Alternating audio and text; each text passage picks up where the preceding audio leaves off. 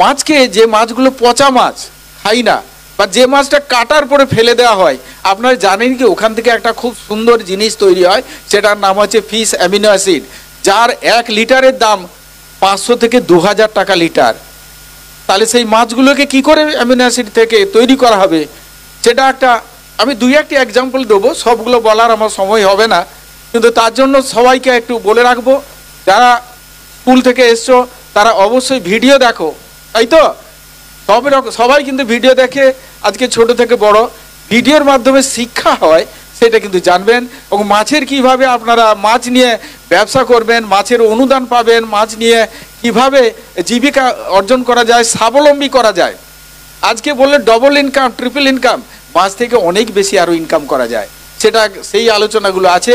তার একটা আমি করেছি আপনাদের জন্য অ্যাকোয়াকালচার ডায়েরি, এটা আপনারা মনে রাখুন, পরে গুগলে দেখে নেবেন বা ইউটিউবে দেখে নেবেন অ্যাকোয়াকালচার ডায়েরি। যারা কিষাণ বন্ধু রয়েছেন সবার জন্য বলি, সেখানে 250-300-র বেশি ভিডিও আছে যেখানে একদম পরামর্শ দেওয়া হয়। কি কি পরামর্শ দেওয়া হয়? এই যে বলে যে চুনটা মাছের চাষে দেওয়া হয়, চুনের হচ্ছে অশেষ গুণ, যেমন হচ্ছে তরকারিতে নুন, তাই তরকারিতে নুন দেওয়ার পরিমাণ আছে, তরকারিতে নুন দেওয়ার সময় আছে, যে কখন দিলে ভালো হবে, কিভাবে দিতে হবে, সেই কিন্তু সব কথাগুলো সেই চ্যানেলে আবিষ্কার মানে বলা আছে সেখানে, তাহলে জানতে পারবেন। কারণ চুন যদি দেওয়া যায়, কম দিলে কি হয়, আমাদের পান খেতে গিয়ে যদি চুন কম হয় তাহলে ঝাল লাগে, পান যদি বেশি হয়ে যায় চুনে, মানে পানের ভেতরে চুন বেশি হলে কি হয়, তখন কিন্তু একটা সুন্দর গান আছে, যারা আমার সামনে বয়স্ক আমার থেকে অগ্রজ রয়েছেন তারা কিন্তু এই গানটা শুনেছেন, ও খোকার মা পান খেয়ে গাল পুড়েছে। এই যে খোকার মা পানে চুন দিয়েছিল, গাল পুড়েছে, তাই আপনি খোকার বাবা হিসাবে, খোকার মাসি হিসাবে, খোকার মা হিসাবে, মানে মাছের মা আর কি, তাই যদি আপনি পুকুরে চুন বেশি দেন তাহলে মাছের কিন্তু ফুলকাগুলো নষ্ট হবে।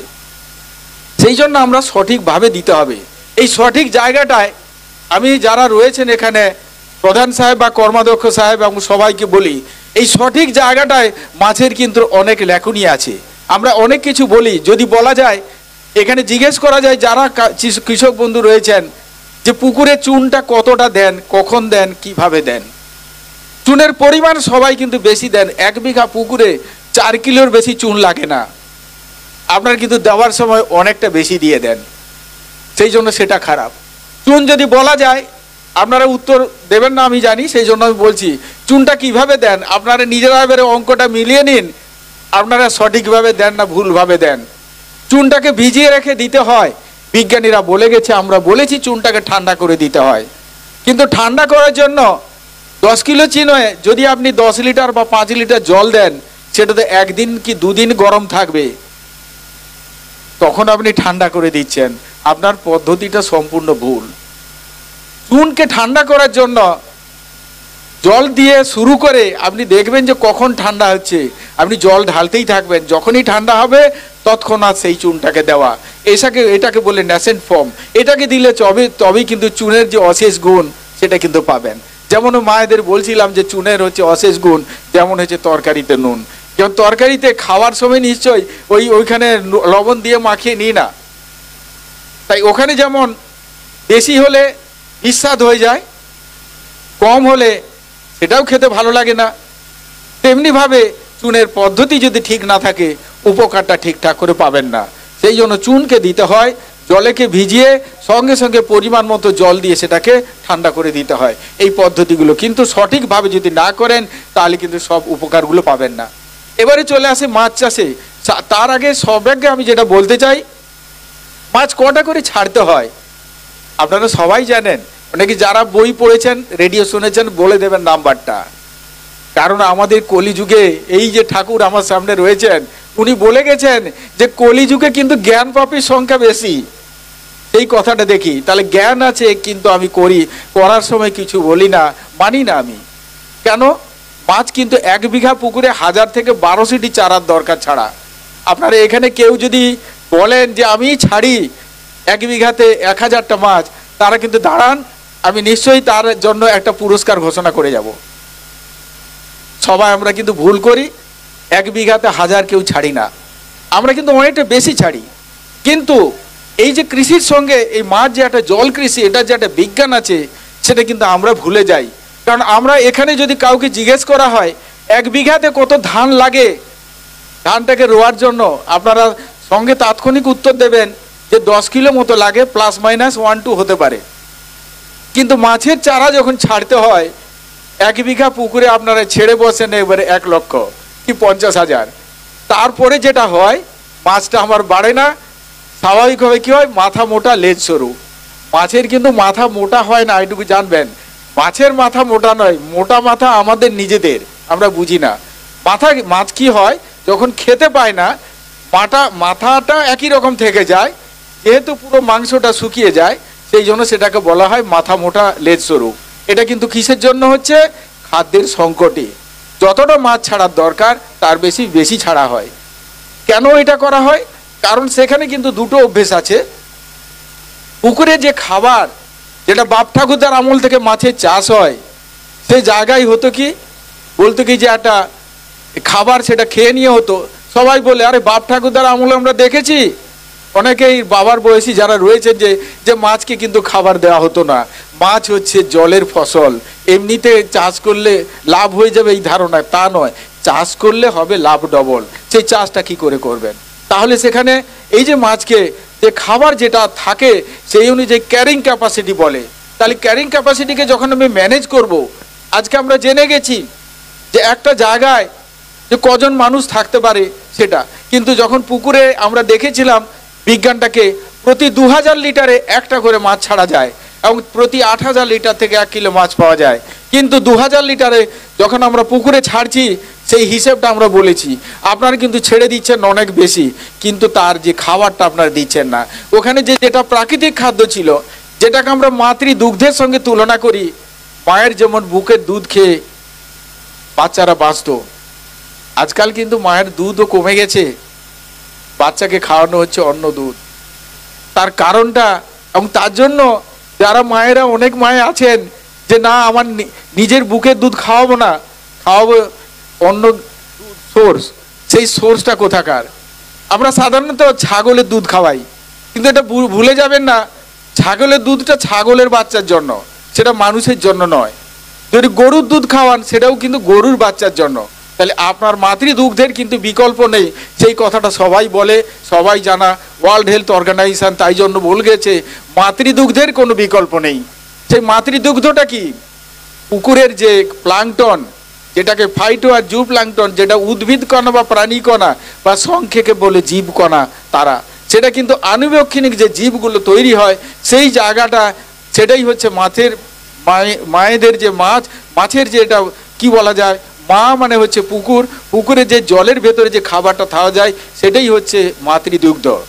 সেইটাকে এবারে খাইয়ে যদি করা যায় তাহলে মাছের স্বাদ ভালো হবে, মাছের গ্রোথও ভালো হবে এবং মাছ কিন্তু তাগড়া হবে, তাদের রোগ প্রতিরোধ ক্ষমতা অনেক বেশি হবে, সহজে তাদের রোগ আসবে না। এবারে যদি আমরা সেটাকে চাষের আওতায় নিয়ে আসি, তাহলে কোনটাকে আমি অগ্রাধিকার দেবো? আমরা বিভিন্নভাবে চাষ করতে পারি, আমরা খাদ্য নির্ভর করতে পারি, প্রচুর পরিমাণ তোলা খাবার দিয়ে আমরা একটা বাচ্চাকে বাঁচাতে পারি, আমরা সেটা মানুষের ক্ষেত্রেও তাই। যদি আমরা শুধু তোলা খাবার খাওয়াই, সেই বাচ্চাটাকে যখন বড় করা হয় খাবারের কতটা খরচ হয় যদি হিসেব করেন, 1 বছরে কত হয়, 1 মাসে কত হয়, প্রতিদিন কত খরচা হয় সেটা জানবেন। কিন্তু যদি সে জায়গায়, তাহলে আমরা কি করব, মাতৃদুগ্ধটাকে বাড়ানোর চেষ্টা করব। এবং সেই লক্ষ্যে আমাদের সরকারি ব্যবস্থাপনায় আছে কি, মায়েদের জন্য, আমি মাছের কথা বলিনি, আমাদের মায়েদের জন্য কি হয়, সেখানে মাতৃদুগ্ধের জন্য মাসিক চিকিৎসা হয়, সেই জায়গায় যাতে সাফিসিয়েন্ট মা পুষ্ট থাকে এবং সেক্ষেত্রে দুধও তৈরি হয়, সেক্ষেত্রে বাচ্চাগুলোও ভালো থাকবে। এই জায়গাটাতে এবারে চলে আসি যে তাহলে পুকুরে আমরা সেই মাতৃদুগ্ধ কি করে বাড়াবো, তার জন্য বলা হয়েছে সার দেওয়া। এই যে রাসায়নিক সার বা আমরা জৈব সার দিই, আমরা শুধু জৈব দিয়ে করতে পারি, নাহলে রাসায়নিক সারও দিতে পারি। এটাকে কি করে আমরা করতে পারি, তার জন্য আমরা বলেছি যে পুকুরে প্রতি মাসে 2 বার করে একটা জৈব সার আর একটু রাসায়নিক সার দেওয়া। আর যারা রাসায়নিক সার দেবেন না, শুধু জৈব পদ্ধতিতে করবেন, তারা কিন্তু একবার গোবর মানে প্রতি 15 দিন অন্তর দিতে পারেন, বা যে কোনো জৈব মানে জীব দেহ থেকে আসে মুরগির বিষটা শুয়োরের বিষটা সবই কিন্তু এটা কাজে লাগে। আর যদি দেন তাহলে কিন্তু জৈব সারের সঙ্গে ইউরিয়া সুপার ফসফেট দেওয়া। যারা ইউরিয়া সুপার ফসফেট দেন তাদের জন্য এবারে রীতি, অনেকেই হয়তো ব্যবহার করেছেন ইউরিয়া সুপার ফসফেট, সেটা কিভাবে দেবেন তাই নিয়ে কিন্তু রয়েছে। এটা আমার অল ইন্ডিয়া রেডিওতে মাঝে মাঝে কৃষি কথার আসরে আমি আলোচনা করি। যেটা সার কিন্তু অন্য জায়গায় দেওয়ার মতো এই সার নয়। দানা সার দিলে সেটা পাতালে চলে যায়, আর যদি জলে গুলে দেন সেটা স্বর্গে চলে যায়। কিন্তু আমার মাছ আছে তো ধরাধামে, তার জন্য আমাকে করতে হবে এমন প্রযুক্তি যাতে সারটাকে ব্যবহার করতে পারে। এর জন্য একটা সহজ পদ্ধতি হচ্ছে, সারকে আপনারা মাটির সঙ্গে মেশাবেন, কাদা মাটির সঙ্গে মিশিয়ে সেটাকে 4 গুণ অন্তত, যতটা সার হবে তার 4 গুণ পরিমাণ কাদা মাটির সঙ্গে মিশিয়ে বল পাকিয়ে সেটাকে দিতে হবে। কি সুন্দর করে ওটাকে যদি দেওয়া যায়, বিভিন্ন স্থানে ছড়িয়ে দেওয়া যায়। অনেকেই চলে যাচ্ছেন, অনেক ইয়েরা, তোমাদের কি ওখানে ডাক পড়েছে, মাস্টারমশাই ডাকছেন? তাই আচ্ছা ঠিক আছে, তাহলে যাও, মাস্টারমশাইয়ের অনুমতি পেয়েছেন, তোমাদের ছাড় আছে, যাও, ঠিক আছে। এইভাবে আমরা সেটা যদি করি তবে গিয়ে সারটা ঠিক করে ব্যবহার হবে। আর সার কিন্তু অত্যধিক নয়, আপনারা যদি দেখা যায় যে 1 কাঠা বা 1 ডেসিমিলে 40-50 গ্রাম করে লাগে, সেই সারটাকে এই পদ্ধতি দিলে হবে। এর গেল আরেকটা পদ্ধতি। এখন আরেকটা পদ্ধতি আমরা যেটা ব্যবহার করি, ইন্টিগ্রেটেড ফার্মিং, সেটা জানেন, যেটা গরু, ছাগল, শুয়োর, প্রত্যেকের হাঁস, এগুলো চাষ করে একসঙ্গে করা যায়। তাদের যদি পায়খানাকে কাজে লাগানো যায়, সেখানে মাছের কিন্তু খাবার দেওয়ার দরকার নেই। এই যে ইন্টিগ্রেটেড ফার্মিং, সেটা এটাও কিন্তু আমরা অনেক জায়গায় জানি, কিন্তু আমরা এখনই কিন্তু মেনে উঠতে পারিনি। সেই জায়গায় আমাদের মানতে হবে সেটা।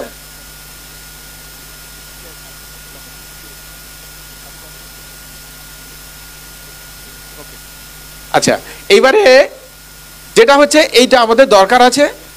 সেই জন্য যারা মাছ চাষ করবেন, তাহলে সঠিকভাবে মাছটা চাষ করা, মাছের যে নানান দিকগুলো রয়েছে সেটা আপনারা অবশ্যই সেখানে করুন, তাহলে সঠিক ফল পাবেন। আরও কতগুলো দিক আছে। আমরা এই গ্রাম বাংলায় যেটা খড় পুড়িয়ে দিই, যেটা কৃষির যে খড়টা, সেটা নিয়ে আইন হয়েছে, কিন্তু সেই শুধু খড় দিয়ে মাছ চাষ করা যায়, কিচ্ছু লাগবে না। শুধু খড়টাকে আপনি সঠিকভাবে মানে পরিমাণ মতো করে সেখানে আপনারা দেবেন, পুকুরের পাড়ে দেবেন। সেই খড় থেকে যে খাবার তৈরি হবে, সেই খাবার থেকে কিন্তু মাছ চাষ হবে। সেই জন্য খড়টাকে ব্যবহার করবেন। এরকম বিভিন্ন যে দিকগুলোকে নিয়ে আমি আলোচনা করেছি আমার অ্যাকোয়াকালচার ডায়েরিতে, আপনারা সবাই দেখবেন এবং সেটা নিয়ে উপকৃত হবেন, এটা আমি আশা রাখছি। মাছের যেটা কাঁটা যেগুলো ফেলে দেওয়া হয় খাওয়ার, সেটা থেকে ব্যবহার করা যায়, সেটাকে কী করে করবেন, ওটাকে বলে ক্যালসিয়াম পাউডার তৈরি করা যায়, তারও একটা বিশাল মার্কেটে রয়েছে। এছাড়াও রয়েছে এই যে মাছের যে পচা মাছের যেটা বলছিলাম, সহজে, বা যে মাছের উচ্ছিষ্ট যেটা আমরা ফেলে দিই, সেটাকে জাস্ট গুড়ের সঙ্গে মিশিয়ে এটা মাটির নিচে যদি একটা কোনো কৌটোতে বা ভাঁড়ে করে রেখে দেন, 45 দিন পরে ফার্মেন্টেশন হয়ে যাবে, সেটাকে ছেঁকে নিলে সেটাই হচ্ছে ফিশ অ্যামিনো অ্যাসিড। পুরো পদ্ধতিটা আমি এখানে দেখিয়েছি, এরকম বিভিন্ন পদ্ধতিগুলোর কথা এখানে বলেছি, আপনারা করবেন। আমার এই অ্যাকোয়াকালচার ডায়েরিতে বাংলার এর জন্য আমি রামকৃষ্ণ মিশন, সারগাছি এবং এখানে আমাদের যে ভারত সেবাশ্রম, দুটো জায়গার প্রতিষ্ঠান থেকে বাংলা ভাষায় যে এই মাছের বিজ্ঞান নিয়ে বিভিন্ন আমি মানে বই যেগুলো লিখেছি, সেটা আপনারা সংগ্রহ করতে পারেন। করে নিয়ে যদি দেখেন এইগুলো ব্যবহারিক কীভাবে মাছ চাষ করা যায়, সেগুলো দিশা কিন্তু দেওয়া আছে।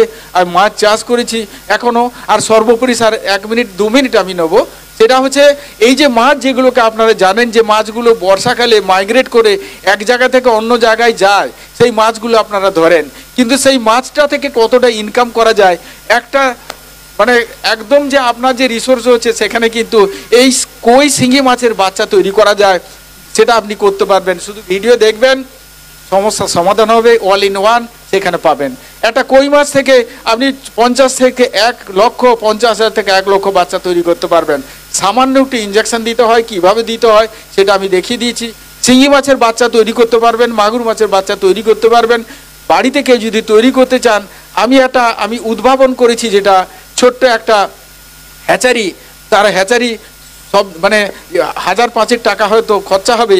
আমি সেখানে যারা এই প্রধান বা কৃষি কর্মাধ্যক্ষ রয়েছেন, আমি কল্যাণীতে তাদের সবাইকে মোটামুটি ওখানে ট্রেনিং হয়েছিল, সেখানে আমি এই কথাটা বলেছি, আপনারা সেরকম যদি মডেল আপনারা তৈরি করেন, যদি প্রয়োজন হয় আমাকে ডাকবেন, আমি আসবো। আর যদি দরকার হয় আপনারা চলে আসবেন, সেখানে আমি আপনাদের হাতে নাতে শিখিয়ে দেবো কলকাতাতে। এমনি আমি সেখানে শেখানোর জন্য ভারতবর্ষ কেন, ভারতবর্ষের বাইরে থেকেও সেখানে আছে, সেখানে একটা আমার কোর্স ফি আছে। কিন্তু এখানে এই অঞ্চল থেকে কেউ যদি যান তাদেরকে আমি সেখানে বিনা পয়সায় শিখিয়ে দেবো। যদি না যেতে চান আপনারা ভিডিও দেখে শিখে যাবেন। এরকম নানা রকম সুবিধাগুলো রয়েছে, আপনি এই সুযোগগুলো নিয়ে আপনারা স্বাবলম্বী হবেন এই আশা রাখছি। এবং এই অঞ্চল মৎস্য, কৃষি এবং হর্টিকালচারে তারা বিভিন্নভাবে হবেন। এবং আমি অনেক গাছের চারা তৈরি করে আপনারা ভাবেন যে কিভাবে করি। এই যে আমরা যে বোতলগুলো ফেলে দিই সেই জায়গায়কে আমরা গাছ লাগিয়ে গাছ তৈরি করি। আমি প্রচুর বীজ যেখানে যেটা বলে অনাথ শিশু উদ্ভিদ সেটা তৈরি করি। বিভিন্ন রকম গাছ, একটা তুলসী গাছ 30 টাকায় বিক্রি হয়, একটা নিমের চারা 25 টাকায় বিক্রি হয়। সজনে গাছ আমরা খেয়ে নিই, তার বীজ থেকে চারা তৈরি করা যায়। গত বছর আমি 10,000 চারা তৈরি করেছি। আমি এবছর 2000 চন্দন চারা তৈরি করেছি। এবং কোনগুলো চারিদিকে যে গাছগুলো পড়ে সেই যাদের কোনো অত নেই, ঠিক ঠিকানা নেই, যাদেরকে কেউ যত্ন করে না, সেই রকম যে গাছগুলোকে তুলে নিয়ে অনাথ শিশু উদ্ভিদকে একটা কাপে করে রেখে একটু মাটি দিয়ে সেই জায়গায় চারাগুলো তৈরি করে বিক্রি করা যায়। তাই এইভাবে নানা রকম সুযোগ রয়েছে। আপনারা জানেন একটা টবে পান চাষ করে সে 1000 টাকা রোজগার, 2000 টাকা রোজগার করতে পারে, কারণ সে একটা টবে কিন্তু কীভাবে পান চাষ করে বাড়ানো যায় সেটাও দিশা আছে। যাই হোক, নানা রকম গাছের পাতা থেকে হয়। আপনারা জানেন একটা জাস্ট কাঠবাদামের পাতা, একটা পাতা 20 টাকায় বিক্রি হয়। এখানে ছড়িয়ে আছে ইন্ডিয়ান আলমন্ড লিভ, সব কিন্তু দিশাগুলো রয়েছে। আপনারা দেখবেন এবং অ্যাকোয়াকালচার ডায়েরি দেখবেন। আমার নাম্বার আছে স্যারেদের কাছে, কারো যদি দরকার হয় আপনার করবেন। আর তাছাড়া যারা দেখছেন না, যারা মনে রাখছেন না, গুগলে গিয়ে আমার নাম দেবেন, ডক্টর বি.কে মহাপাত্র। আমার নাম, ঠিকানা, আমার ডায়েরি, আমার কাজ, আমার ফ্রি ওয়েবসাইট রয়েছে, সেখানে সমস্ত কিছু জানতে পারবেন। যাই হোক, আজ এইটুকু। এবং যদি কারো কোনো কিছু দরকার হয় বিশেষত ব্যবসার জন্য, এখানকার যারা ভাই বোনেরা যারা কলেজ থেকে কোনো ব্যবসা করতে চান তাদেরকে আমি জানাবো। এইটুকু বলে সবাইকে আমার ভালোবাসা এবং শুভেচ্ছা এবং বড়দের আমার আন্তরিক প্রণাম জানিয়ে আজকের আলোচনা আমি শেষ করছি। সবাই ভালো থাকবেন।